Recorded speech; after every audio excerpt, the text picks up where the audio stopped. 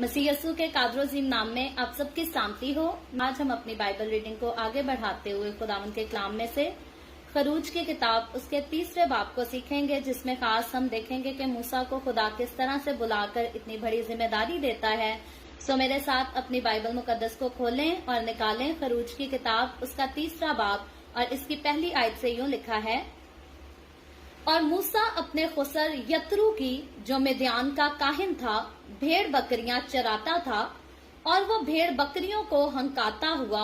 उनको बियाबान की परली तरफ से खुदा के पहाड़ हुरिब के नजदीक ले आया। और खुदावंद का फरिश्ता एक झाड़ी में से आग के शोला में उस पर जाहिर हुआ। उसने निगाह की और क्या देखता है कि एक झाड़ी में आग लगी हुई है, पर वो झाड़ी भस्म नहीं होती। तब मूसा ने कहा, मैं अब जरा उधर कुतरा कर इस बड़े मंजर को देखूं कि ये झाड़ी क्यों नहीं जल जाती।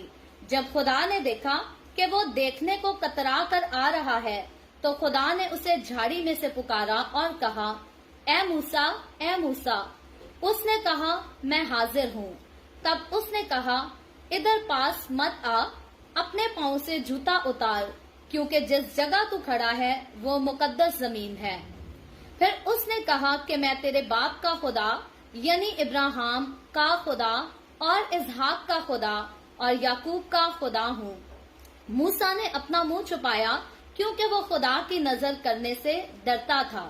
और खुदावंद ने कहा, मैंने अपने लोगों की तकलीफ जो मिस्र में है खूब देखी, और उनकी फरियाद जो बेगार लेने वालों के सबब से है सुनी, और मैं उनके दुखों को जानता हूँ। और मैं उतरा हूँ कि उनको मिस्रियों के हाथों से छुड़ाऊं और उस मुल्क से निकालकर उनको एक अच्छे और वसी मुल्क में, जहाँ दूध और शहद बहता है, यानी कनानियों और हित्तियों और अमूरियों और फरीजियों और हवियों और यबूसियों के मुल्क में पहुंचाऊं। देख, बनी इसराइल की फरियाद मुझ तक पहुंची है, और मैंने वो जुल्म भी जो मिस्री उन पर करते हैं देखा है। सो अब आ, मैं तुझे फिरौन के पास भेजता हूँ कि तू मेरी कौम बनी इसराइल को मिस्र से निकाल लाए। मूसा ने खुदा से कहा, मैं कौन हूँ जो फिरौन के पास जाऊं और बनी इसराइल को मिस्र से निकाल लाऊं। उसने कहा, मैं जरूर तेरे साथ रहूंगा, और इसका कि मैंने तुझे भेजा है तेरे लिए ये निशान होगा कि जब तू उन लोगों को मिस्र से निकाल लाएगा तो तुम इस पहाड़ पर खुदा की इबादत करोगे। तब मूसा ने खुदा से कहा, जब मैं बनी इसराइल के पास जाकर उनको कहूँ कि तुम्हारे बाप दादा के खुदा ने मुझे तुम्हारे पास भेजा है, और वो मुझे कहें कि उसका नाम क्या है, तो मैं उनको क्या बताऊं। खुदा ने मूसा से कहा, मैं जो हूँ सो हूँ। तू बनी इसराइल से यूं कहना कि मैं जो हूँ ने मुझे तुम्हारे पास भेजा है। फिर खुदा ने मूसा से ये भी कहा कि तू बनी इसराइल से यूं कहना कि तुम्हारे खुदावंद तुम्हारे बाप दादा के खुदा, इब्राहिम के खुदा और इसहाक के खुदा और याकूब के खुदा ने मुझे तुम्हारे पास भेजा है। अब तक मेरा यही नाम है, और सब नस्लों में इसी से मेरा जिक्र होगा। जाकर इसराइली बुजुर्गों को एक जगह जमा कर और उनको कह के खुदावंद तुम्हारे बाप दादा के खुदा ने, इब्राहिम और इसहाक और याकूब के खुदा ने मुझे दिखाई देकर ये कहा है कि मैंने तुमको भी और जो कुछ बर्ताव तुम्हारे साथ मिस्र में किया जा रहा है उसे भी खूब देखा है, और मैंने कहा है कि मैं तुमको मिस्र के दुख में से निकालकर कनानियों और हित्तियों और अमूरियों और फरीजियों और फर्जियों और हवियों और यबूसियों के मुल्क में ले चलूंगा, जहाँ दूध और शहद बहता है, और वो तेरी बात मानेंगे। और तू इसराइली बुजुर्गों को साथ लेकर मिस्र के बादशाह के पास जाना और उससे कहना कि खुदावंद इब्रानियों के खुदा की हमसे मुलाकात हुई। अब तू हमको 3 दिन की मंजिल तक बियाबान में जाने दे, ताकि हम खुदावंद अपने खुदा के लिए कुर्बानी करें। और मैं जानता हूँ कि मिस्र का बादशाह तुमको ना यूं जाने देगा, ना बड़े जोर से। मैं अपना हाथ बढ़ाऊंगा और मिस्र को उन सब अजायब से जो मैं उनमें करूंगा मुसीबत में डालूंगा। इसके बाद वो तुमको जाने देगा। اور میں उन लोगों को मिस्रियों की नजर में इज्जत बख्शूंगा। और यूं होगा कि जब तुम निकलोगे तो खाली हाथ ना निकलोगे, बल्कि तुम्हारी एक एक औरत अपनी अपनी पड़ोसन से और अपने अपने घर की मेहमान से सोने चांदी के जेवर और लिबास मांग लेगी। इनको तुम अपने बेटों और बेटियों को पहनाओगे और मिस्रियों को लूट लोगे। तब मूसा ने जवाब दिया, लेकिन वो तो मेरा यकीन ही नहीं करेंगे, ना मेरी बात सुनेंगे। वो कहेंगे कि खुदावन तुझे दिखाई नहीं दिया। और खुदावन ने मूसा से कहा कि ये तेरे हाथ में क्या है? उसने कहा, लाठी। फिर उसने कहा कि उसे जमीन पर डाल दे। उसने उसे जमीन पर डाला और वो सांप बन गई और मूसा उसके सामने से भागा। तब खुदावन ने मूसा से कहा, हाथ बढ़ाकर उसकी दुम पकड़ ले। उसने हाथ बढ़ाया और उसे पकड़ लिया और वो उसके हाथ में लाठी बन गया, ताकि वो यकीन करें कि खुदावन उनके बाप दादा का खुदा, इब्राहिम का खुदा, इसहाक का खुदा और याकूब का खुदा तुझको दिखाई दिया। खुदावन के पाक कलाम पढ़े और सुने जाने पर खुदावन की बरकत हो। खुदावन का शुक्र हो मेरे अजीजों। खुदावन के कलाम में से खरूज की किताब उसके 3 बाब को हमने पढ़ा है। 3 बाब की टोटल जो आयत हैं वो 22 आयतें हैं, लेकिन साथ ही हमने आज 4 बाब की जो है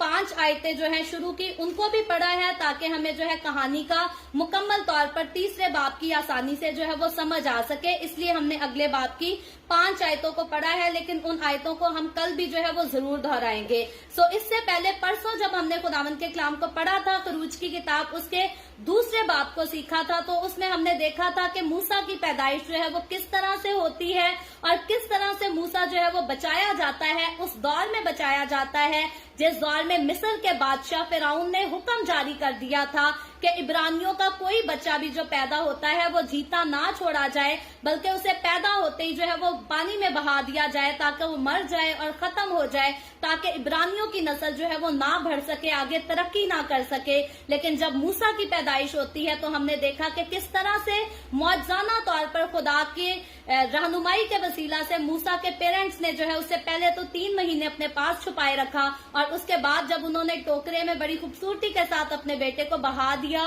तो किस तरह से वो फिरौन की बेटी के हाथ लगता है, और फिरौन की बेटी जो है वो उसको पालने की ख्वाहिश करती है, उस पर तरस खाती है, और इसी की वजह से मूसा का जो रहना है वो उसे महल में नसीब होता है, ना कि इब्रानी लोगों के घरों में नसीब होता है। और याद रखें, मूसा जो है वो महल में पड़ा बड़ा और वो बादशाह का बेटा कहलाता था, यानी कि महल में रहते हुए, फिरौन के महल में दरबार में रहते हुए मूसा ने जो जिंदगी गुजारी थी वो शहजादों जैसी जिंदगी गुजारी थी, बड़ी आलीशान जिंदगी गुजारी थी। लेकिन इतनी अच्छी जिंदगी को गुजारने के बावजूद, इतने अच्छे रवाज को जो है, इतना अच्छा खाना पीना लिबास, हर सारा कुछ जो था वो मूसा के पास अच्छा था, लेकिन इन सारी चीजों के बावजूद हमने परसों सीखा ये था कि जब मूसा अपने भाइयों को जो है वो देखता है तकलीफ में, परेशानी में, और ये देखता है कि मिस्री किस तरह से इब्रानियों पर जुल्म करते हैं, उनको सताते हैं, उनको परसिक्यूट करते हैं, तो मूसा का खून जो है फिर जोश मारता है और मूसा जो है वो रह नहीं पाता और मिस्री आदमी को जो है वो कत्ल कर देता है।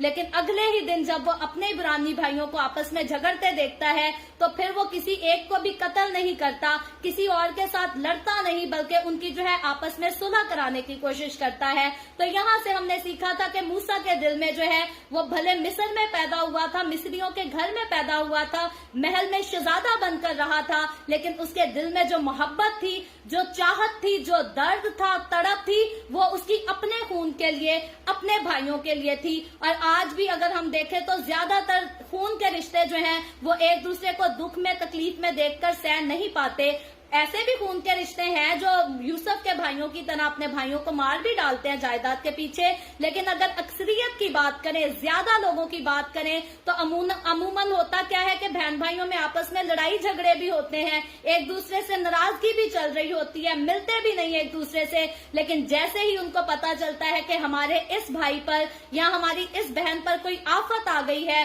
कोई तकलीफ आ गई है, किसी हादसे का शिकार हो गया है, तो फौरन अंदर का खून जो है वो जोश मारता है और एक दूसरे के साथ जाकर मिलना मिलाना शुरू कर देते हैं, सुलह हो जाती है और फिर से जो है वो प्यार मोहब्बत जाग जाते हैं। तो मूसा की फीलिंग्स जो हैं वो भी इसी तरह की फीलिंग्स थी कि वो पला बढ़ा तो मिस्री कल्चर में, उस कल्चर में जो कल्चर इब्रानियों से सख्त नफरत करता था, लेकिन याद रखें मूसा के अंदर जो खून था, जिस वो नस्ल से था, उसको अपनी नस्ल से जो है वो पूरी मोहब्बत थी, जैसे अमूमन हर किसी को जो है अपने खून के रिश्ते के साथ मोहब्बत हुआ करती है। तो आज के चैप्टर में हम देखते हैं कि परसों तो हमने देखा था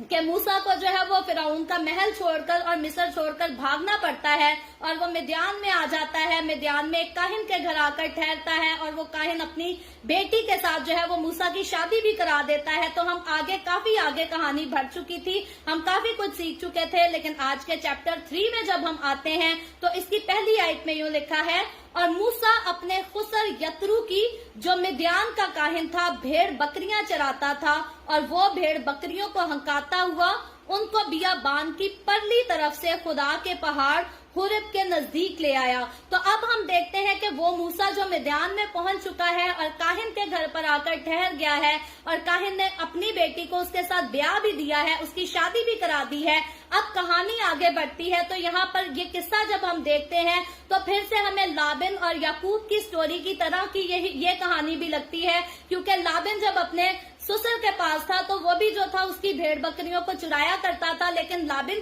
याकूब की जो लाबिन के घर में खिदमत थी, वो मेहनत थी, वो किसी वजह से थी, उसने उसकी बेटी को जो है वो बीवी के रूप में पाना था, इसलिए वो अपने ससुर की जो है वो खिदमत करता था। लेकिन यहाँ जब हम मूसा के ससुर को देखते हैं तो मूसा का ससुर जो है वो सिर्फ काहिन नहीं है, बल्कि बाकी अगर हम उसकी जिंदगी पर गौर करें, उसके उस सारे रवैये को जो मूसा के साथ वो अपना लेता है, वो जिस तरह से मूसा के साथ सलूक करता है, हमें यहाँ पर बात समझ ये आती है कि मूसा का जो ससुर था वो याकूब के ससुर, याकूब के मामू लाबिन की तरह नहीं, बल्कि ये काहिन था। तो इसकी जिंदगी जो है ये पाकीज़ा जिंदगी थी, अच्छी जिंदगी थी, ईमानदारी और दयानतदारी वाली जिंदगी गुजारता था। और मूसा जब जितना अरसा अपने ससुर के पास रहता है तो इसका ससुर जो है वो किसी बात में अपने दामाद को चीट नहीं करता, उसको कोई धोखा नहीं देता और बड़ी इज्जत के साथ मूसा जो है उसकी भेड़ बकरियों को चराता हुआ हम देखते हैं कि एक दिन ऐसा आता है मूसा की जिंदगी में जब वो पहाड़ी की तरफ चला होगा तो उसने बिल्कुल भी नहीं सोचा होगा कि मैं जिस रास्ते पर जा रहा हूँ वहां मैं क्या देखने वाला हूँ, वहां मैं अपने खालिक से रूबरू जो है वो बात करने को हूँ। मूसा ने हरगिज इस बात को जो है वो तसव्वुर नहीं किया होगा, लेकिन हम देखते क्या है कि मूसा अचानक से भेड़ बकरियों को चराते हुए जो है वो एक पहाड़ पर ले जाता है और वहां जो है वो उस जगह पर पहुंच जाता है जहां खुदा जो है उससे बिल्कुल पहली बार जिंदगी में पहली बार उसे नजर भी आएगा और उससे जो है वो बातें भी करेगा। तो याद रखें, मेरे और आपकी आज भी बहुत सारे लोगों की जिंदगियों में ऐसे वाकयात होते हैं, इत्तेफाक से उनका जो है वो गुजर हो जाता है किसी जगह पर और उस जगह पर जो है खुदावंद उनके लिए बड़े बड़े काम करता है। और यहाँ मूसा के लिए जो खुदा करने वाला है वो सिर्फ बड़े काम नहीं, वो बड़े अजीब, इंसान की सोच उसकी समझ से मुकम्मल तौर पर ये बाहर काम है जो खुदा मूसा की जिंदगी में करने को है। आगे चलकर जब हम दूसरी आयत को देखते हैं तो लिखा है, और खुदावंद का फरिश्ता एक झाड़ी में से आग के शोला में उस पर जाहिर हुआ, उसने निगाह की और क्या देखता है कि एक झाड़ी में आग लगी हुई है पर वो झाड़ी भस्म नहीं होती। तब मूसा ने कहा, मैं अब जरा उधर तुतरा कर इस बड़े मंजर को देखूं कि ये झाड़ी क्यों जल नहीं जाती। तो अब हम देखते हैं कि मूसा जो है वो एक अजीब मंजिल को देखता है कि झाड़ी में आग तो लगी है लेकिन वो झाड़ी जिसमें आग लगी है वो जल नहीं रही, उसको कोई नुकसान नहीं पहुंच रहा। तो अब मूसा जो है वो उसकी तरफ जाना चाहता है, तवज्जो करता है कि मैं जरा करीब जाकर देखूं कि आखिर ये मंजर है क्या। तो चौथी आयत में आगे लिखा है, जब खुदावन ने देखा कि वो देखने को कतरा कर आ रहा है तो खुदावन ने उसे झाड़ी में से पुकारा और कहा, ए मूसा, ए मूसा। उसने कहा, मैं हाजिर हूँ। तब उसने कहा, इधर पास मत आ, अपने पाँव से जूता उतार, क्योंकि जिस जगह तू खड़ा है वो मुकद्दस जमीन है। तो आज याद रखें, मैं इससे पहले और कोई बात करूं, ये जो तीसरा चैप्टर हम पढ़ रहे हैं, बाइबल मुकद्दस के जो स्कॉलर लोग हैं बहुत सारे जो है वो अपनी मुख्तलिफ किस्म की राय पेश करते हैं इन सारी बातों के पीछे, इन सारे मामलात के पीछे, लेकिन यहाँ मैं और आप हम बड़ी सादगी से इस कलाम को सीखेंगे। हम मुख्तलिफ किस्म की राय को जो है यहाँ पर खोलकर डिस्कस नहीं करेंगे, क्योंकि खुदावंद के कलाम को सादगी से जितना पढ़ो और सादगी से जितना अपनी जिंदगी में अपनाना चाहो, ये उतना ही काम करता है। वरना बहुत सारे लोग जो हैं वो बहुत सारी मुख्तलिफ किस्म की डॉक्ट्रीन में उलझ कर जो है वो अपने ईमान से पीछे हट जाते हैं। सो हम सादगी से, जिस तरह से खुदावंद ने हमें सादा कलाम दिया है, हम इसको सादगी से पढ़ेंगे, सुनेंगे और इस पर जो है वो अमल करने की कोशिश करेंगे, क्योंकि अमल करना ज्यादा जरूरी है बजाय इसके कि इंसान डिग्रियां कलेक्ट करता रहे और खुदावंद के साथ अपनी जिंदगी जो है वो साबित कदमी के साथ ना गुजार सके। सो सबसे ज्यादा जरूरी जो है वो अमल करना है, तो वो मैं और आप हम सब मिलकर जो है इस कोशिश को करेंगे। तो यहाँ हम चौथी आयत से लेकर 5वीं आयत तक मंजिल ये देखते हैं कि मूसा जो है उस झाड़ी के पास जब आने लगता है तो खुदावंद क्या देखता है कि अब ये आने वाला है, मेरे पास आने की कोशिश कर रहा है। तो अब खुदावंद जो है वो पहली बार मूसा की जिंदगी में, बिल्कुल पहली बार खुदा जो है उससे हम कलाम होता है, उससे बातें करता है और रूबरू बातें करता है। और लिखा है, याद रखें यहाँ पर एक खास कॉन्सेप्ट है, मैं उसको क्लियर करना चाहूंगी कि यहाँ हम देखते हैं कि मूसा ने रूबरू जो है वो खुदा को देखा था तो वो आग की सूरत में,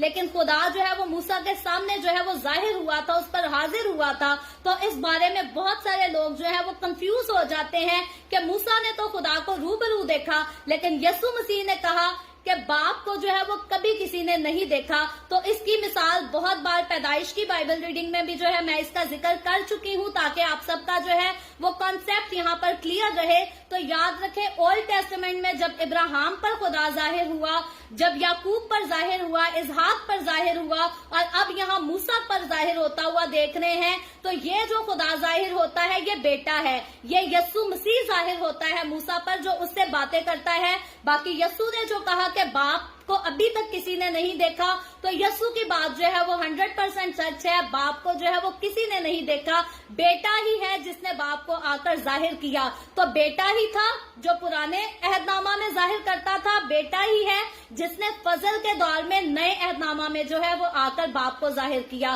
तो यहाँ जो यीशु से, जो हस्ती मूसा से कलाम होती है, हम कलाम होती है, उससे बातें करती है, ये हस्ती कोई और हस्ती नहीं बल्कि मेरा और आपका, ये हमारा खुदावंद यीशु मसीह है, जो आग में से जाहिर होकर मूसा से जो है वो बातें करता है और हम कलाम होता है। तो यहाँ जो है खुदावंद मूसा को खास बात के लिए जो है वो मना करता है। सबसे पहली बात तो उसको अपने करीब आने से मना करता है, और दूसरी बात मूसा से कहा जाता है कि अपने पैरों से जूती को जो है वो उतार दे, क्योंकि जिस जगह तू खड़ा है ये जगह जो है ये मुकद्दस जगह है, ये पाक जगह है, क्योंकि जिस जगह पर खुदावंद की हाजिरी होती है वो जगह जो है वो मुकद्दस कहलाती है। और इसीलिए मूसा को हुक्म ये दिया जाता है कि अपने पैरों से जूती जो है वो उतार डाल। और आज बहुत सारे ऐसे एडवांस चर्चेज हैं जिन्होंने इस बात को जो है वो रद्द कर दिया है, इग्नोर कर दिया है कि मूसा को जी उस वक्त खुदा ने कह दिया था कि जूती उतार दे, लेकिन इसका ये हरगिज मतलब नहीं कि हम चर्चेज में जाते हुए जूतियां अपने पैरों से उतारें। तो याद रखें, जिस जगह पर खुदावंद की हुजूरी होती है वो जगह पाक होती है, और खुदावंद के घर में जब भी हम जमा होते हैं है तो वो दीवारें, लेकिन जब हम खुदावंद का नाम लेते हैं, उसको पुकारते हैं, तो वो उस जगह पर आकर जो है वो मौजूद हो जाता है, उसके रूह का मसा वहां पर आकर ठहर जाता है। और जब उसका मसा आकर ठहर जाता है तो वो जगह जो है वो पाक हो जाती है। और जिस जगह पर खुदावंद की हजूरी है, मुझे और आपको वहां कभी भी अपनी जूतियां लेकर जो है वो नहीं जाना चाहिए। मैं इस बात को जानती हूँ कि बहुत सारे एडवांस चर्चेज के लोग, बहुत सारे पास्टर जो हैं वो इस बात पर इत्तेफाक नहीं करेंगे, लेकिन एक सिंपल सी एग्जाम्पल ये है मेरे पास कि जब भी हमारे घरों पे कोई मेहमान आता है तो हम अपने मेहमानों से हमेशा गुजारिश करते हैं कि हमने अपने घर को बड़ा साफ सुथरा रखा है, झाड़ू पोछा लगाया है, तो काइंडली अपनी जूती जो है वो बाहर दरवाजे के बाहर उतार के आए, ताकि बाहर से ये जो डस्ट है, गंध है, वो हमारे घर के अंदर जो है वो इंटर ना होने पाए, क्योंकि हम ना अपने घर को जो है वो बड़ा साफ सुथरा रखते हैं। तो आज इंसान लोग, ये खास तौर पे ये जो एडवांस चर्चेज वाले लोग हैं जो कहते हैं चर्चेज में जूतियां पहनकर आना कोई बात नहीं, वो लोग भी जो है वो अपने घरों में किसी को जूतियों के साथ आना अलाउ नहीं करते, बल्कि वो कहते हैं कि जूती को जो है वो बाहर ही उतारा जाए। तो याद रखें, जब खुदा के घर की गैरत आती है तो ये बात जो है वो बिल्कुल नाइंसाफी वाली बात है। हम कहते हैं कि हमारे घर के अंदर तो कोई अपने जूतियों की डस्ट को लेकर दाखिल ना हो, लेकिन चर्च में जो है वो जूतियां लेकर अंदर जा सकता है। तो याद रखें, मेरे नजदीक अपने घर को साफ रखने की बजाय ज्यादा जरूरी ये है कि हम खुदा के घर को, जहां हर वक्त खुदा की हजूरी 24 घंटे खुदा की हजूरी रहती है, हम उसको भी जो है वो पाक साफ करें। और अगर खुदा की हजूरी की बात की जाए तो याद रखें, सिर्फ चर्च में नहीं,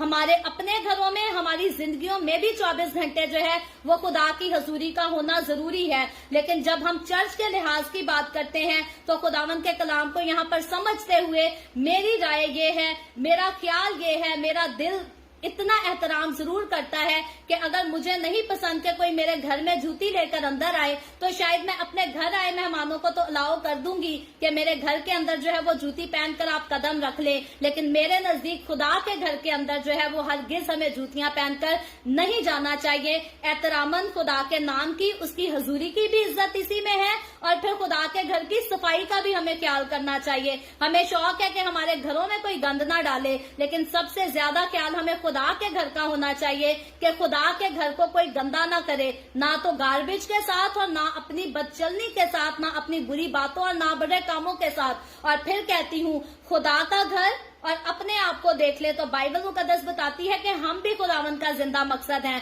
तो जब हम जिक्र करते हैं कि बुरे कामों के साथ, बुरी बातों के साथ भी खुदावंद के घर को गंदा नहीं करना, तो वो बात फिर उसमें हम अपनी जिंदगी को, अपने दिल को भी ले लेते हैं कि हमें अपने दिलों को, अपनी जिंदगियों को जो है वो दूसरी चीजों के साथ गंदा नहीं करना। हमारे दिल में तो कोई जूतियां लेकर नहीं आता, लेकिन याद रखें, इंसान के दिल में लोग बहुत किस्म का जो है वो गंद जरूर भर देते हैं, उसके जहन में गंदे ख्यालात भर देते हैं, गलत सोचें भर देते हैं, जिसकी वजह से इंसान का दिल जो खुदा का मकदस है वो बर्बाद हो जाता है, वो मैला हो जाता है। और जब ये मैला हो जाता है तो खुदा की हजूरी जो है वो इसमें से चली जाती है। तो चर्चेज में खुदा की हजूरी हो, उसको हमें कायम रखना चाहिए, लेकिन हमारे दिल में भी खुदा की हजूरी को जो है वो हमेशा हमें कायम रखना चाहिए। और ये कायम कब रहती है? जब बुरी चीजें हमारी जिंदगी से दूर रहती हैं। और ये कायम कब नहीं रहती? जब बुरी चीजें हमारे दिल में आ जाती हैं, तो फिर खुदा की हजूरी जो है वो हमारी जिंदगी से, हमारे दिलों से जाना शुरू हो जाती है। तो यहाँ हम देखते हैं कि खुदा ने जो है मूसा को खुद इस बात की नसीहत की,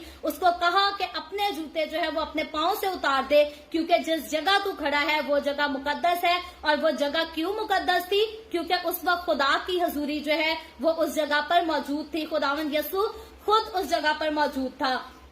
तो आगे चलकर जब हम 6ठी आयत को पढ़ते हैं तो लिखा है, फिर उसने कहा कि मैं तेरे बाप का खुदा यानी इब्राहिम का खुदा और इसहाक का खुदा और याकूब का खुदा हूँ। अब यहाँ देखें, खुदा जो है वही खुदा जो इब्राहिम से बातें करता था, इसहाक से बातें करता था, याकूब से बातें करता था, वही सेम खुदा अब मूसा के सामने जाहिर हुआ है। और वो उसको इंट्रोड्यूस, अपना आप जो इंट्रोड्यूस कराता है, वो उसको याद दहानी करा के, खुदा जब भी आप पर जाहिर होता है वो आपको साइन देता है, वो आपको बताता है कि मैं जो तुझ पर जाहिर हुआ हूँ, मैं जो तेरे सामने हूँ, मैं वाकई वही खुदा हूँ जो तेरे बाप दादा का खुदा था। जो मैंने उनसे वादे किए, अब उनको पूरा करने का जो है वो वक्त आ गया है। तो खुदा यहाँ पर बड़ी सादगी से और खूबसूरती के साथ मूसा को जो है वो इंट्रोड्यूस कराता है, ताकि मूसा जान ले, मुझ पर शक ना करे, इस बात को हकीकी तौर पर जान ले। क्योंकि उस दौर में जो है इब्रानियों को पता था कि खुदा ने बाप इब्राहिम के साथ, इसहाक के साथ और याकूब के साथ वादे किए हैं, और क्या क्या वादे किए हैं। और इसीलिए खुदा जो है वो मूसा से कहता है कि मैं इब्राहिम, इसहाक और याकूब का खुदा हूँ। और फिर आगे चलकर लिखा है, मूसा ने अपना मुंह छुपाया क्योंकि वो खुदा पर नजर करने से डरता था। तो अब हम देखते हैं कि मूसा के दिल में जो है वो खुदा का खौफ होने की वजह से वो अपने चेहरे को जो है वो छुपा लेता है। और इधर भी हम जो है वो किसी और मजीद स्कॉलर के ख्याल को यहाँ पर पेश नहीं करेंगे, लेकिन सादा सी बात समझने वाली ये है कि मूसा जो है वो खुदा की हजूरी की इज्जत करता है, एहतराम करता है, और अपने आप को इस लायक नहीं समझता कि वो खुदा के सामने हाजिर हो सके, वो खुदा के सामने खड़ा हो सके, क्योंकि उसको पता है कि खुदा पाक है। लेकिन खुदा वाली पाकीज़गी जो है वो मेरे अपने अंदर नहीं है। और मैं और आप हमेशा हमारी जिंदगियों में भी जो है इस बात की इज्जत होनी चाहिए कि अगर हमें अपने खुदा के सामने खड़ा होना है तो हमारे दिलों में खुदा का खौफ भी होना चाहिए। आज बहुत सारे लोग हैं जो खुदा का खौफ नहीं खाते, चोरियां भी करते हैं, दगा भी करते हैं, झूठ तो कसरत के साथ बोलते हैं। क्योंकि आज की अगर बात करें تو سب سے زیادہ بڑا جو کثرت سے گناہ پایا جاتا ہے وہ جھوٹ کا. جھوٹ سے زیادہ گناہ جو ہے اور کوئی نہیں کرتا. جھوٹ آج کل زیادہ تر ہر کسی کی زندگی کا حصہ ہے. تو یاد رکھیں اگر ہم جھوٹ بھی بولتے ہیں تو خدا کے سامنے بھی جاتے ہیں تو ہمیں جو ہے وہ خدا کا خوف ہونا چاہیے, کیونکہ جھوٹ سے خدا کو نفرت ہے. اور جھوٹ بولنے والے بائبل مقدس کلیئرلی بتاتی ہے کہ آسمان کی بادشاہی میں داخل نہیں ہوں گے. ہمارے لوگ جو ہے وہ بڑا اس بات کا لحاظ کرتے ہیں جی عورت سر پر دوپٹہ لیے بغیر جو ہے وہ دعا نہ کرے, کلام نہ پڑھے, کیونکہ بائبل میں لکھا ہے, یاد رکھے بائبل میں لکھا ہے عورت کے لیے کہ وہ اپنا سر ڈھانپے جب وہ دعا کرتی ہے اور عبادت کرتی ہے یا کلام پڑھتی ہے. تو عورت کے لیے جو لکھا ہے وہ عورت کو کرنا چاہیے, ضرور کرنا چاہیے. اور اسی لیے اس بات کا احترام کرتے ہوئے میں بھی اپنا سر جو ہے وہ ڈھانپ کر ہی خداوند کا کلام پڑھتی ہوں. لیکن بائبل مقدس میں اگر جھوٹ کی اور اس رسم کی اگر ہم اس کی جو ہے وہ جانچ کرنا چاہیں تو یاد رکھے بائبل مقدس میں یہ نہیں لکھا کہ اگر عورت کے پاس دوپٹہ نہیں تو اب اس کو دعا کرنا جائز ہی نہیں. اگر عورت کے پاس دوپٹہ نہیں تو وہ کلام کو ہاتھ بھی نہ لگائے, اور اگر عورت نے ایسا کر لیا تو وہ آسمان کی بادشاہی میں داخل نہیں ہو سکتی. ایسا ہرگز نہیں لکھا. خداوند کا کلام جو ہے وہ بڑا سیدھی سیدھی صاف ستھری باتیں کرتا ہے. جھوٹ بولنے والے کے لیے, گالی بکنے والے کے لیے, لالچ کرنے والے کے لیے, چور کے لیے, زناکار کے لیے, ان لوگوں کے لیے ضرور بائبل مقدس میں صاف لکھا ہے. شراب نوشی کرنے والے کے لیے, ناچ رنگ کرنے والے کے لیے, بدکاریاں کرنے والوں کے لیے صاف لکھا ہے کہ یہ لوگ خدا کی بادشاہی میں داخل نہیں ہوں گے. لیکن اگر ایک عورت کے پاس دوپٹہ نہیں ہے اور وہ دعا کر لیتی ہے تو بائبل مقدس میں ایسا ہرگز نہیں لکھا کہ وہ عورت جو ہے وہ خدا کی بادشاہی میں داخل نہیں ہوگی. تو بجائے اس کے کہ ہم غلط چیزوں پر جو ہے ان کو ٹارگٹ کرتے رہیں اور کسی کو جینے نہ دیں, بہتر ہے ہمارے لیے کہ ہم اپنی زندگیوں سے جھوٹ کو, زنا کو, دغا بازی کو, چوری کو, لالچ کو, فسادوں کو, جھگڑوں کو, ان ساری چیزوں کو جو ہے وہ اپنی زندگی سے نکال دیں اور پاکیزگی کے ساتھ, ایمانداری کے ساتھ, سچائی کے ساتھ جو ہے وہ خداوند کی حضوری میں چل سکیں, اور پھر ہم خدا کو جو ہے وہ پسند بھی آ سکے, اور پھر حقیقی معنوں میں ہم کہہ سکیں کہ ہمارے دلوں میں, ہماری زندگیوں میں دنیا کا تو نہیں لیکن خدا کا خوف ضرور ہے. اور خدا کا خوف ہے اسی لیے ہم خدا کا احترام بھی کرتے ہیں, عزت بھی کرتے ہیں, اور وہ سارے کام جن سے خداوند کو نفرت ہے ہم اپنی زندگیوں میں ان کاموں کو جو ہے وہ ہرگز جگہ نہیں دیتے. تو آگے بڑھ کر جب ہم اس کہانی کی 7ویں آیت کو پڑھتے ہیں تو 7ویں آیت میں لکھا ہے, اور خداوند نے کہا میں نے اپنے لوگوں کی تکلیف جو مصر میں ہے خوب دیکھی اور ان کی فریاد جو بیگار لینے والوں کے سبب سے ہے سنی, اور میں ان کے دکھوں کو جانتا ہوں. تو اب ہم دیکھتے ہیں کہ خدا جو ہے وہ موسیٰ سے بات کرتا ہے. پہلے تو خدا نے بڑی ترتیب کے ساتھ جو ہے وہ موسیٰ پر اپنے آپ کو ظاہر کیا, اور پھر اس کو یہ بھی بتایا کہ میری حضوری میں کس طرح سے آنا ہے یا کس طرح سے ٹھہرنا ہے. پھر خدا نے اس کو انٹروڈیوس بھی کرایا, اپنا انٹروڈکشن بھی دیا, اور اب خدا جو ہے اس کو وجہ بھی بتاتا ہے کہ میں کس وجہ سے جو ہوں تجھ پر ظاہر ہوا ہوں, میں کیوں تجھ سے بات کرنے کے لیے جو ہوں یہاں اتر آیا ہوں. تو بڑی خوبصورتی سے یہاں لکھا ہے, خداوند نے کہا میں اپنے لوگوں کی تکلیف جو مصر میں ہے میں نے خوب دیکھی. تو یاد رکھے مصر میں رہنے والے جو عبرانی لوگ تھے, جو کہ خدا کی قوم کے لوگ تھے, اسرائیلی لوگ تھے, خداوند ان کی تکلیف کو دیکھتا تھا, جانتا تھا, اور اس کا درد بھی محسوس کرتا تھا, اس کی تڑپ بھی محسوس کرتا تھا. اور یہ تڑپ بالکل ایسے ہی ہے. اگر میرے بیٹے کو میری آنکھوں کے سامنے رونا پڑے تو میں ہرگز برداشت نہیں کروں گی. میں اپنے بیٹے کی خوشی کو پورا کرنے کے لیے جو ہے اس کے لیے کچھ بھی کر سکتی ہوں کہ میرا بیٹا جو ہے وہ دکھ میں نہ ہو. اور اگر کوئی میرے بیٹے کے ساتھ کوئی غلط سلوک کرے تو میں ہرگز یہاں تک کہ اپنے قریبی رشتوں کو بھی اجازت نہیں دوں گی کہ کوئی میرے بیٹے کے ساتھ کسی قسم کی کوئی زیادتی کر سکے یا میرے بیٹے کے جسم کو یا اس کے جذبات کو جو ہے وہ ٹھیس پہنچا سکے. تو اب خدا کے لیے قوم بنی اسرائیل جو ہے وہ بالکل اسی طرح سے تھی جیسے خدا کی اپنی اولاد ہے. اور یوں تو پوری بنی نوع انسان, نسل انسانی کی بات کرے تو یہ خدا کی بنائی ہوئی ہے, خدا سب کو پیار کرتا ہے. لیکن جب قوم بنی اسرائیل کی بات آتی ہے تو خدا نے خاص اس قوم کو جو ہے وہ مقرر کیا تھا تاکہ میری اور آپ کی تمام نسل انسانی کی جو ہے وہ نجات کا کام ہو سکے, نجات کا انتظام ہو سکے. اور اسی لیے یہ قوم, یہ نسل جو ہے یہ خداوند نے اسے بنایا تھا, خداوند نے اسے نام دیا تھا, مقرر کیا تھا. اگر دنیا میں بہت سارے مذاہب ہیں, میں اگر ان کے نام لینا چاہوں تو میں نام تو نہیں دوں گی, لیکن آپ سب کو پتا ہے بے شمار بہت سارے مختلف قسم کے ناموں کے مذاہب دنیا میں پائے جاتے ہیں, لیکن اگر ہم بات کریں کہ خدا نے کسی کو کوئی نام دیا ہو تو مختلف مذاہب ہیں, ان کو خدا نے کوئی نام نہیں دیا. مذہب جو ہے وہ مین میڈ ہے, یہ انسان کی طرف سے بنائے گئے ہیں, خدا کی طرف سے نہیں. اگر خدا نے کسی کو قوم کا نام دیا تو وہ ابراہیم, اسحاق, یعقوب, ان کے ساتھ خدا نے وعدہ بھی کیا اور نام بھی انہی کا نسل کو دیا, اور وہ نام خدا نے جو ہے وہ اسرائیل کا نام دیا. اور اسی لیے یہ قوم, اس کو خدا دیکھتا ہے, اس کے درد کو, تکلیف کو خدا دیکھتا ہے اور ان کا دکھ بھی کرتا ہے. اور اب وقت پہنچا ہے کہ اب جو ہے ان کو اس دکھ سے, تکلیف سے, جس کو یہ سالوں سے سہ رہے ہیں, اب ان کو جو ہے وہ نکالا جائے, چھڑایا جائے. اور اسی لیے خدا جو ہے وہ اپنے بندہ موسیٰ پر ظاہر ہوتا ہے, اور پھر لکھا ہے خدا اس کو کہتا ہے ان کی فریاد جو بگاڑ لینے والوں کے سبب سے ہے سنی. تو اب ہم دیکھتے ہیں کہ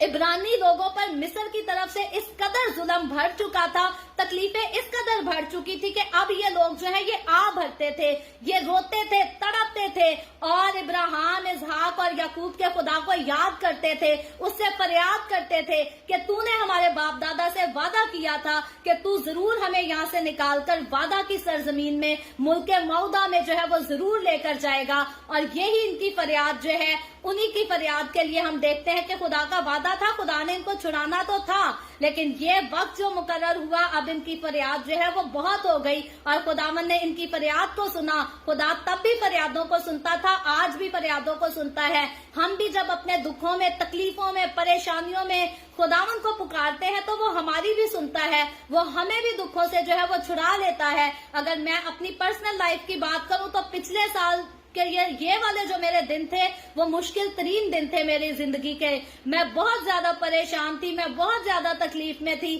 لیکن میں نے دن رات ایک کیا. میں نے خداوند کو کہا, میں نے کہا خداوند میں نہیں سہ سکتی, تو مجھے آزاد کر, تو مجھے چھڑا. اور میں خداوند کا شکر کرتی ہوں کہ آج اسی سال جیسے دن ہے, لیکن خداوند نے میری ساری مشکلات کو دور کیا, میری ساری مصیبتوں کو دور کیا, اور جن جن چیزوں کی, جن جن باتوں کی شکایت تھی مجھے اپنی زندگی میں, خداوند نے میرے سارے معاملات کو جو ہے وہ بڑی خوبصورتی کے ساتھ سالو کر دیا. تو خدا آج بھی ہمارے معاملات کو خوبصورتی کے ساتھ سالو کرتا ہے. تو قوم بنی اسرائیل کے جب اس معاملے کو سالو کرنے کی بات تھی, جو کہ خدا کی چنی ہوئی قوم تھی, تو خدا جو ہے وہ بڑی خوبصورتی سے ان سارے مسائل کو حل کرنے کے لیے, ان کو وعدہ کی سرزمین میں پہنچانے کے لیے جو ہے وہ موسیٰ سے یہ ساری باتیں کرتا ہے, اور اس کو بتاتا ہے کہ میں نے ان لوگوں کی فریاد کو جو ہے وہ سن لیا ہے. اور حقیقی طور پر خدا جانتا ہے کہ ان لوگوں کی تڑپ جو ہے وہ موسیٰ کو بھی ستاتی تھی اور مجھے بھی ستاتی تھی, اور اسی لیے اب دکھ کا جو ہے وہ اظہار بھی خدا کھل کے موسیٰ سے کرتا ہے.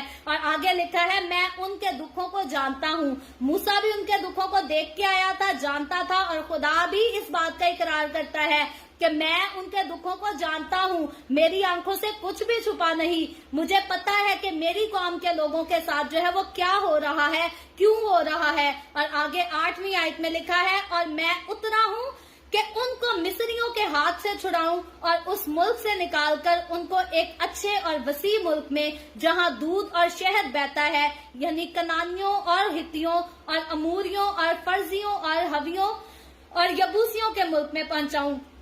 تو اب ہم دیکھتے ہیں کہ خدا جو ہے وہ موسیٰ سے اس بات کا اظہار کرتا ہے کہ میں اپنے لوگوں کی فریاد کو سن کر, ان کے دکھ کو دیکھ کر اب اتر آیا ہوں. اب وہ وقت آ پہنچا ہے, اب وہ موقع آ گیا ہے کہ اب میں اس قوم کو اس دکھ سے چھڑا کر, تکلیف سے چھڑا کر ایک ایسی جگہ پر لے جاؤں جہاں دودھ اور شہد بہتا ہے. تو یاد رکھے, دودھ اور شہد بہنے والا جو یہ علاقہ تھا, جو ملک تھا, یہ ملک کنعان تھا, جس کو دینے کے لیے خدا نے جو ہے وہ ابراہیم سے وعدہ کیا تھا, اسحاق سے, یعقوب سے. اور میں آج آپ کو ضرور کہنا چاہوں گی کہ ہمارا دھیان سارا ملک کنعان, اسرائیل کی طرف نہ چلا جائے. مجھے اور آپ کو, ہمیں بھی خدا نے وعدہ دیا ہے, وعدہ کیا ہے کہ وہ ہمیں بھی ایک ایسی جگہ دے گا جہاں جو ہے وہ کسی قسم کے آنسو نہیں ہوں گے, دکھ, درد, تکلیف, کوئی اندھیرا نہیں ہوگا, رات کا کوئی تصور نہیں ہوگا, خدا کا جلال ہوگا. تو مجھے اور آپ کو خداوند نے ہم سے بھی بڑا خوبصورت وعدہ کیا ہے, تو ہمیں بھی جو ہے وہ کبھی بے دل نہیں ہو جانا, بلکہ خداوند کے ساتھ جو ہے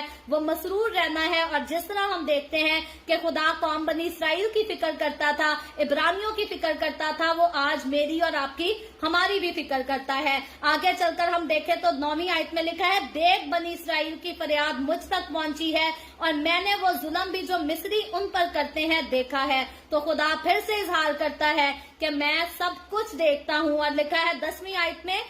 सो अब आ मैं तुझे फिरौन के पास भेजता हूँ कि तू मेरी कौम बनी इसराइल को मिस्र से निकाल लाए। तो अब खुदा जो है वो मूसा को फर्स्ट कॉल देता है, उसकी पहली बुलाहट है मूसा की यहाँ पर खरूज की किताब उसके 3 बाब की 10वीं आयत में खुदावंद उसको कहता है सो आ, यानी कि अपने आप को मेरे सपोर्ट कर दे, मेरे हवाले कर दे, जो मैं तुझे कहता हूँ वो कर। और कहता है मैं तुझे फिरौन के पास भेजता हूँ कि तू मेरी कौम बनी इसराइल को मिस्र से निकाल लाए। तो अब ये मूसा की बुलाहट जो है ये बड़ी खूबसूरत बुलाहट है। खुदावंद एक ऐसे शख्स को जिसने पहले तो महल में शहजादों के जैसी जिंदगी गुजारी और फिर अब जो है वो एक दामाद की जिंदगी गुजार रहा है, जो भेड़ बकरियों को चराने वाला चरवाहे की जिंदगी गुजार रहा है। तो अब खुदा जो है उसको एक और खूबसूरत जिम्मेदारी देता है और वो कहता है मैं तुझको इस्तेमाल करूंगा, तू जा और मेरी कौम के लोगों को जो है वो मिस्रियों के हाथ से छुड़ा लाए। तो याद रखे मूसा की जिंदगी के जो है वो 40 सालों का जो है वो 3 हिस्सों में उसका सारा अरसा जो है वो डिवाइड हो जाता है। पहले 40 साल जो है मूसा ने अपनी जिंदगी के जो है वो फिरौन के दरबार में शहजादा बनकर गुजारे और उसके बाद मजीद 40 साल जो है वो अपने ससुर के घर में गुजारता है, मिद्यान में गुजारता है। और अब आगे के 40 साल जो उसके जिंदगी के हैं तो वो अब जो है खास उसकी अगले 40 साल जो है ये कौम बनी इसराइल के लिए जो है ये डेडिकेट खुदा कर देता है कि इन सालों में ये कौम बनी इसराइल की जो है ये खूब रहनुमाई करेगा ताकि उनको मिस्र से निकाल कर जो है वो मुल्क कनान तक पहुंचाया जा सके। तो आगे 11वीं आयत में लिखा है, मूसा ने खुदा से कहा मैं कौन हूँ जो फिरौन के पास जाऊं और बनी इसराइल को मिस्र से निकाल लाऊं। तो अब हम देखते हैं कि मूसा एक आम इंसान था, अब वो शहजादा भी नहीं था, अब वो एक सिंपल सादा सा चरवाहा था और वो इसीलिए बड़ा हैरान होकर खुदा से कहता है कि मैं कौन हूँ जो इतना बड़ा कदम उठाऊं, इतना बड़ा काम कर सकूं। तो 12वीं आयत में लिखा है, उसने कहा मैं जरूर तेरे साथ रहूंगा। तो मूसा की बात अगर हम करें, मूसा अकेला होकर खुद से कुछ करना चाहता तो वो नहीं कर सकता था और मूसा इस बात को एक्नॉलेज भी करता है कि मैं कोई चीज नहीं हूँ जो मैं इस बड़ी जिम्मेदारी को ले सकूं और इसको पूरा कर सकूं। और इसीलिए खुदा उसको यकीन दहानी कराता है और कहता है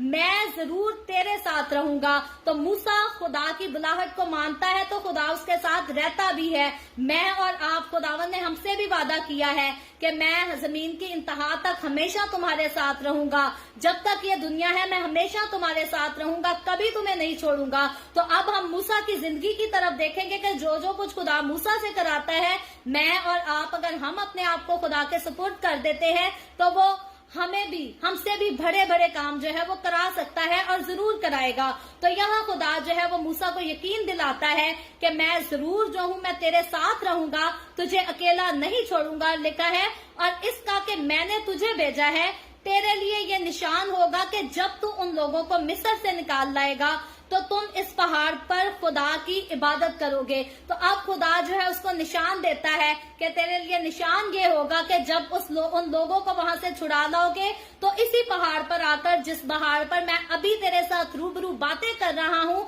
यहाँ वापस आकर तुम जो है मेरी इबादत करोगे। और याद रखे आगे चलकर हम देखेंगे कि फ्यूचर में जब मूसा कौम बनी इसराइल को वहां से लेकर चलता है तो मुल्क कनान जाने से पहले ये रास्ता जो है वो जरूर रास्ते में आता है और यहाँ ये कौम के लोग आकर जो है वो ठहरते भी हैं। इसको हम जो है वो फ्यूचर में जाकर सीखेंगे। पास्ट में पहले चैप्टर वाले दिन जो है हमने इसका जिक्र भी किया था। तो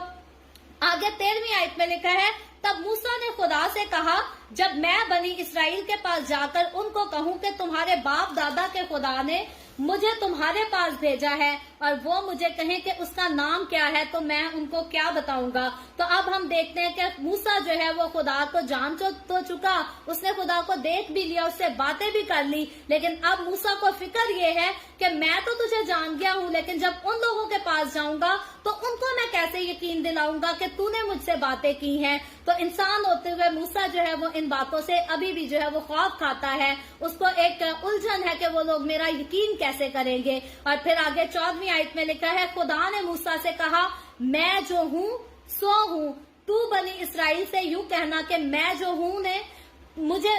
तुम्हारे पास भेजा है। और आगे 15वीं आयत में लिखा है, फिर खुदा ने मूसा से ये भी कहा कि तू बनी इसराइल से यूं कहना कि खुदावन तुम्हारे बाप दादा के खुदा इब्राहिम के खुदा और इसहाक और याकूब के खुदा ने मुझे तुम्हारे पास भेजा है। अब तक मेरा यही नाम है और सब नस्लों में इसी से मेरा जिक्र होगा। तो अब खुदा जो है वो अपने आप को इंट्रोड्यूस कराने के लिए जो है मूसा को अपने नाम के लिए भी बताता है कि तू उनसे कह देना कि मैं जो हूँ सो हूँ, उसी ने फरमाया है। और फिर खुदा उसको ये भी कहता है कि इब्राहिम और इसहाक और याकूब का भी जिक्र करना, ताकि वो तेरा यकीन करें। उनको इस बात का पता होगा कि जो खुदा इब्राहिम से बातें करता था, जो खुदा इसहाक से बातें करता था, जो खुदा याकूब से बातें करता था, वही खुदा जो है वो मूसा से भी हम कलाम हुआ है। और उसी खुदा ने वादा किया था कि मैं इस मुल्क से तुम्हें छुड़ा कर लेकर जाऊंगा। तो हकीकी तौर पर अब जब वो खुदा हम कलाम हो गया है, तो जो उसने वादा किया था अब वो उस वादे को जो है वो पूरा भी करेगा।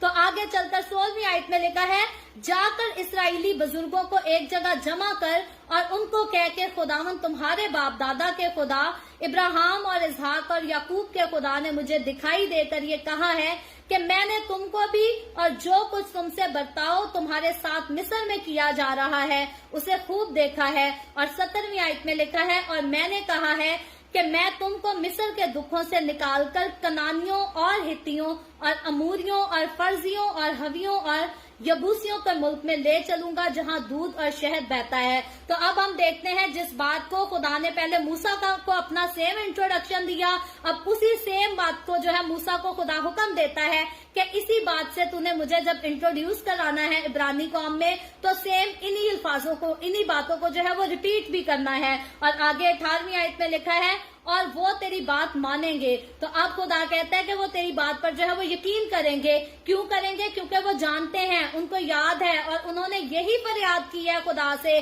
कि जो वादे तूने इब्राहिम, इसहाक और याकूब से किए हैं उनको हमारी जिंदगियों में पूरा कर। और अब जब खुदा उनके लिए उन वादों को पूरा करने के लिए उठा है तो वो जरूर तेरा जो है वो यकीन करेंगे, क्योंकि उनकी फरियाद का जवाब उनको मिल जाएगा। और आगे लिखा है, और तू इसराइली बुजुर्गों को साथ लेकर मिस्र के बादशाह के पास जाना और उससे कहना कि खुदावन इब्रानियों के खुदा की हमसे मुलाकात हुई। अब खुदा जो है वो एक नई जिम्मेदारी मूसा को देता है और कहता है कि इस्राएली बुजुर्गों को अपने साथ लेकर जो है वो मिस्र के बादशाह के पास यानी कि फिरौन के पास जाना और उससे क्या कहना कि खुदावन इब्रानियों के खुदा की हमसे मुलाकात हुई है। तो याद रखें कि अब जो है मूसा खुदा ने खास जो है वो मिशन में इंटर कर दिया है कि तूने सिर्फ जाकर इब्रानियों को मेरा इंट्रोडक्शन नहीं देना, तारुफ नहीं कराना, सिर्फ तसल्ली नहीं देनी, बल्कि आगे जाकर जो है वो वर्क भी करना है, काम भी करना है। कई बार हमारे लोग मुंह से जो है वो बड़ी बड़ी बातें करते हैं कि हम ये भी करेंगे, लेकिन उस पर काम जो है वो नहीं कर पाते। लेकिन याद रखें, खुदावन जब कोई जिम्मेदारी देता है तो हमें उसके बाद उसको पूरा करने के लिए जो है वो सुस्ती या काहली करने का हुक्म नहीं देता, बल्कि हमेशा हम जब भी किसी काम को करने का जो है वो एक अहद बांध लेते हैं तो हमें बगैर किसी सुस्ती के, बगैर किसी काहली के जो है वो उस काम को करना भी चाहिए। तो मूसा को जो है खुदा इसी तरह आगे जिम्मेदारी देता है कि जाकर सिर्फ मेरी कौम के लोगों को बताकर उधर बैठ ना जाना, स्टे मत करने लग जाना, बल्कि अपनी जिम्मेदारी जो मैं तुझे देता हूँ उसे पूरा भी करना। तो मुलाकात, फिरौन बादशाह से मुलाकात का जो है खुदा उसको हुक्म देता है। और आगे लिखा है, अब तू हमको 3 दिन की मंजिल तक बियाबान में जाने दे, ये बात तूने फिरौन से कहना है ताकि हम खुदावंद अपने खुदा के लिए कुर्बानी करें। तो अब खुदा मूसा को सारा बताता है कि जब तू फिरौन के पास हाजिर होगा तो तूने उससे क्या बात करनी है। और याद रखे, जब खुदावंद आज भी अपने लोगों को किसी खास काम के लिए भेजता है तो खुदा साथ उनको बताता भी है कि उन्होंने कौन से काम कैसे करने हैं। और फिर आगे 19वीं आयत में लिखा है, और मैं जानता हूँ कि मिस्र का बादशाह तुमको ना यूं जाने देगा ना बड़े जोर से। यानी कि खुदा कहता है कि मैं जानता हूँ, वक्त आने से पहले मुझे पता है कि मिस्र का बादशाह तुम लोगों से क्या सलूक करेगा। ना तो ऐसे होगा कि तू अभी मिस्र के बादशाह के पास जाकर कहेगा और वो फौरन जाने देगा, और ना जोर से, आफते आने के बाद भी जो है वो फिर भी बहुत जोर लगा लेंगे, वो फिर भी तुम्हें जो है वो जाने नहीं देगा। खुदा इस बात का इकरार करता है कि मैं इस मामले को जो हूँ जानता हूँ कि आगे को तुम्हारे साथ क्या होगा। लेकिन 20वीं आयत में आगे लिखा है, सो मैं अपना हाथ बढ़ाऊंगा। अब खुदा कहता है कि तुम्हारे चलने से कुछ नहीं होगा, जो होगा करने वाला मैं ही हूँगा। तुमने सिर्फ अपने आप को पेश करना है, तुमने सामने नजर आना है, लेकिन तुम्हारे पीछे जो सोर्स काम करेगी वो सोर्स जो है वो खुदा होगी, वो खुदा का हाथ होगा जो सारे कामों को आगे बड़ी कुदरत के साथ करेगा। और लिखा है, मैं अपना हाथ बढ़ाऊंगा और मिस्र को उन सब अजाइब से जो मैं उसमें करूंगा मुसीबत में डाल दूंगा। तो अब हम देखते हैं कि पहले तो हमने देखा कि खुदा जो है वो गुनाह से नफरत करता है, गुनाह पर भड़कता है, लेकिन अब खुदा उन लोगों पर भड़कता हुआ हमें नजर आएगा जो खुदा के लोगों को तंग करते हैं, जो खुदा के लोगों के जिस्मों के साथ और उनके जज्बात के साथ खेलते हैं। अब खुदा उन लोगों की जो है वो अदालत करेगा, उन पर भड़केगा, अपने गजब को जो है वो एक तरह से नहीं बल्कि मुख्तलिफ तरह से जो है उनको नाजिल करेगा, ताकि खुदा के गजब के वसीला से ऐसे लोगों की जो खुदा के लोगों को तंग करते हैं, सताते हैं, उनकी अदालत हो सके। और खुदा ने इस बात का इब्राहिम से वादा किया था कि मैं उस कौम की जो तेरी कौम को सताएगी मैं उनकी अदालत करूंगा। तो यहाँ खुदा मूसा को भी वही बात कहता है कि मैं उनको जो है वो मुसीबत में डाल दूंगा। और जब आगे चलकर हम देखेंगे खुदा जब मिस्र को मुसीबत में डालता है या मिस्रियों को मुसीबत में डालता है, तो अब ये कोई आम मुसीबत नहीं बल्कि ये मुसीबतें जो है ये मुसीबत नहीं मुसीबतें होंगी और कसरत से इंतहा कर देंगी। और आगे लिखा है, इसके बाद वो तुमको जाने देगा। तो जब सारी चीजों की इंतहा हो जाएगी तो खुदा के इंतजाम के साथ जब खुदा की मर्जी होगी तो फिर जो है वो तुमको जाने देगा। तो यहाँ जो है खुदा मूसा पर जाहिर कर देता है, उसको बता देता है कि एक ही बार जाकर कह देने से तुम लोग नहीं निकल आओगे, बल्कि मेरा खास जो प्लान है, मेरा खास जो मकसद है वो इस कौम की जो है वो अदालत भी करना है। सिर्फ कौम बनी इसराइल को छुड़ाना मतलब नहीं है, सिर्फ कौम बनी इसराइल को वादा की सरजमीन में ले जाना मकसद नहीं, बल्कि गुनाहगारों की और जुल्म करने वाले लोगों की जो है अदालत करना भी जरूरी है खुदा के लिए। तो आगे 21वीं आयत में लिखा है, और मैं उन लोगों को मिस्रियों की नजर में इज्जत बख्शूंगा, और मैं उन लोगों को मिस्रियों की नजर में इज्जत बख्शूंगा, और यूं होगा कि जब तुम निकलोगे तो खाली हाथ ना निकलोगे। तो अब खुदा जो है वो कौम बनी इसराइल के लोगों के साथ बड़ा खूबसूरत वादा करता है, जिसकी बात जो है खुदा मूसा को कहता है। और सिर्फ मूसा को नहीं बल्कि जब हम इब्राहिम की रोया को हमने देखा था तो खुदा ने इब्राहिम को भी ये बात बताया था कि जब तेरी कौम वहां से निकलेगी मुल्के मिस्र से तो वो बड़ा माले गनीमत वहां से लेकर निकलेगी। तो अब यहाँ जो है खुदा मूसा को वो इसी बात के लिए कहता है खुदा कि मैं दूसरे लोगों का जो है उनके दिलों को तैयार करूंगा, ताकि जब तुम मुल्के मिस्र को छोड़कर यहाँ से निकलो तो बड़ा माल वहाँ के जेवरात जो है उसको अपने साथ लेकर निकलो। अपनी पड़ोसनों से लिखा है कि उसको मांग लेना, और जो घर के मेहमान हो उनसे भी सोने चांदी के जेवर जो है बल्कि लिबास तक मांग लेना। और यहाँ खुदा जो है इस बात का बताता भी है, बयान भी करता है कि मैं खुद जो हूँ उनके दिलों को तैयार करूंगा, ताकि जब तुम उनसे मांगो तो वो तुम्हारे साथ आगे झगड़े नहीं, तुम्हें नुकसान ना पहुंचाए, बल्कि जो कुछ तुम उनसे मांगो वो तुम्हें वाकई जो है वो रजामंदी के साथ दे दें। तो आगे चलकर जब हम चौथे बाब की 5वीं आयत को पढ़ते हैं तो वहां हम देखते हैं कि खुदा जो है वो मूसा को मौजज़ात का इख्तियार भी दे देता है। इसको जो है मैंने रीडिंग के दौरान ऑलरेडी पढ़ दिया था ताकि हम इस कहानी को जो है आगे समझ सकें। तो मजीद चलकर चौथे बाब पर जो है वो हम कल बात करेंगे और तफसील के साथ एक एक आयत को जो है वो पढ़ेंगे और इनके बारे में जो है वो सीखेंगे भी। सो खुदा आज के कलाम के वसीला से मुझे और आपको हम सबको बहुत बरकत दे।